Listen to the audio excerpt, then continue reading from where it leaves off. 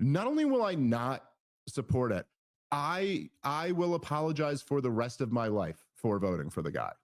That undoes any positive that might have come out of this. So, as expected, seems like there are a lot of people who are not pleased with the lack of results of what we're seeing, let alone the direction that the Trump administration seems to be going in. The latest of which, Dave Smith. Now, Dave Smith, comedian, political commentator, he fits into all these boxes. Now, he says recently that he would spend the rest of his life apologizing for voting for Donald Trump if he does this. Now, what is the this? It's the idea and the feeling that Donald Trump is getting ready or on the verge of going to war with Iran. Now, for all of the reasons that he's going to lay out in the video as well, and then some, I agree kind of 100% with Dave Smith on this. As somebody who has particularly been disappointed in the lack of results of deportations, as well as the things like the Epstein client list.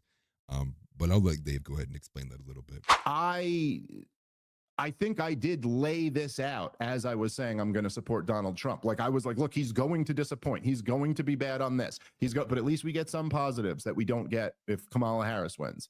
But at the same time, I also did champion a lot of the people he picked, and because they seemed better than the alternatives. I mean, I couldn't imagine whoever else the director of national intelligence was going to be being better than Tulsi Gabbard. I couldn't imagine whoever the head of the FBI being better than Kash Patel, or whoever the health secretary being better than Bobby Kennedy. But at the same time, you got Tulsi, cheering on leveling an apartment building. Literally, as they're saying to him, "Hey, we traced missile guy back to his apartment building where his girlfriend lives. So we leveled the building," and she's sending like thumbs up emojis, and saying, "Job well done, team." Every time I hear from Kash Patel lately, it's never about the criminals in government anymore. This guy was on a goddamn media tour for 2 years. Everything he ever said was that there's all these criminals in the FBI. We got to get these people who committed all these heinous crimes against our republic. Not talking about that anymore today. Now he's talking about bringing down drug dealers and sex traffickers. It's like, okay, but that's not what you were saying before. And Dave Smith is spot on with all of this. You go, Pam Bondi, where are the Epstein files? Where's all these arrests we're supposed to be getting cash? It's this echoing of the sentiment of this clear disappointment that we all have, or not, I shouldn't say we all have, but a lot of the dissident right group and types like Dave Smith, we all have this feeling of the administration were all these hot picks. We had all this momentum, and seemingly now that we're in office, we're worried about things like anti-Semitism. We're worried about like what he had said about cash, like random drug dealers, protesters on college campuses, and we're not getting deportations. We're not getting arrests at the highest level at the FBI, and we're not getting major name drops from the Epstein files that we were promised. And a lot of these things were like day one promises. I'm going to do this here, X, Y, and Z. We just got to make sure that we're holding the politicians accountable, especially for the promises that they made to the voters who got them there in the first place. But then there's a good bit more to this too. So I'll let Dave continue. And Bobby Kennedy is out fighting the real health crisis, which is anti-Semitism. So I'm just saying, looking around the room, looking around the administration at this point, I think we got the positives out of Donald Trump that we would get. But man, this all just points in such a bad direction. And it's disappointing. It's just really disappointing. I knew I would be disappointed, but it is on the level of a Greek tragedy that these guys had this mandate and this opportunity, and they're just fucking it all up. So anyway, just wanted to get that out on record in front of the whole audience, because I think, especially after, throwing my support behind the guy, I do feel an obligation to do that. I will say my final caveat to this, and then you can weigh in on whatever you'd like to, Rob. But I will say that I saw, one person today say on Twitter that that they said somebody who I respect very much had posted a thing about how some of the libertarians who have supported Donald Trump have just become Trumpsters at this point, and they'll defend him no matter what he does. And they were like, they'll probably cheer him on if he launches a war in Iran. And then I saw one guy underneath that said, it goes, "I know Dave Smith sure will."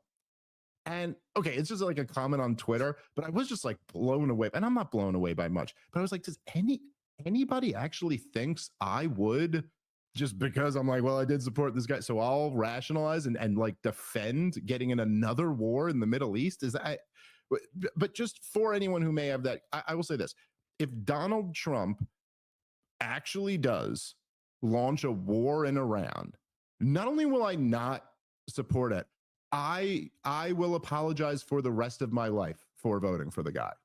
That undoes any positive that might have come out of this. So just to be clear on that, it would be the most disastrous policy, and I just can't even believe. I mean, maybe that guy didn't even mean it, but I can't believe anyone would think, like, you know, that somehow we're now in the business of just sucking up to Donald Trump. Fuck that. I was as sharp as goddamn critic in his first 4 years. I was a pretty sharp critic for the next 4 years after that.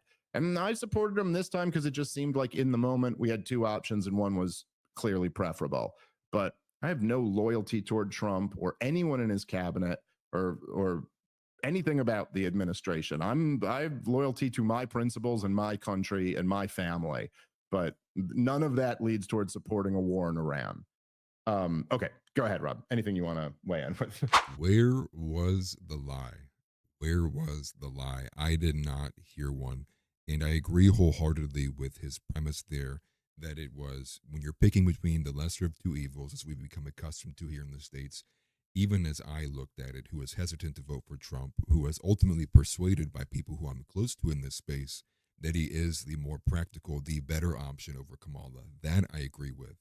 Now, however, what I'm seeing from my perspective is not being completely MAGA. I'm Christian nationalist. I'm to the right of MAGA. What I'm seeing is a lot of that same kind of tribal effects that the left had, which is rationalizing anything that your guy does because it's your guy.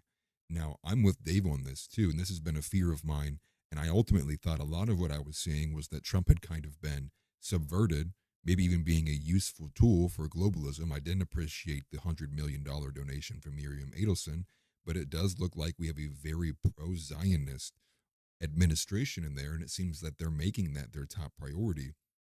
But I'm seeing a lot of people who are going on this 4D chess kind of spin of finding ways that they can rationalize or make it make sense that Trump's doing this thing, or why we all have to wait and trust the plan. And so we're picking up on a lot of these kind of QAnon kind of ideals, right? Where it's like, just trust the process, right? Let's just blindly trust these guys. And to me, who's someone who's not entirely, not at all loyal to these people, same as Dave Smith here, right? I'm loyal to what my principles are.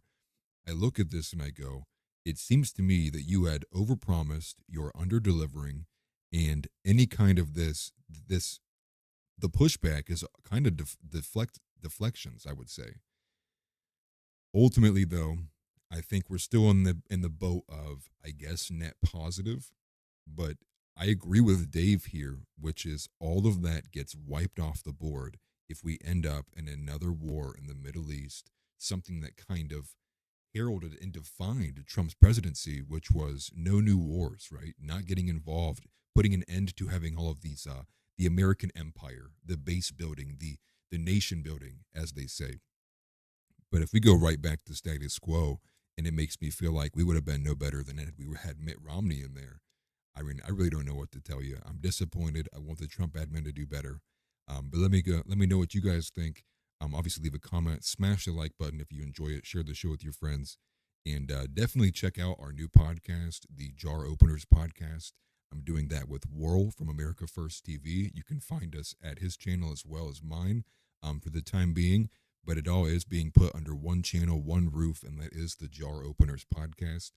But thanks again for stopping in. I appreciate you watching all the way this far, and I will see you on the next one. Take care.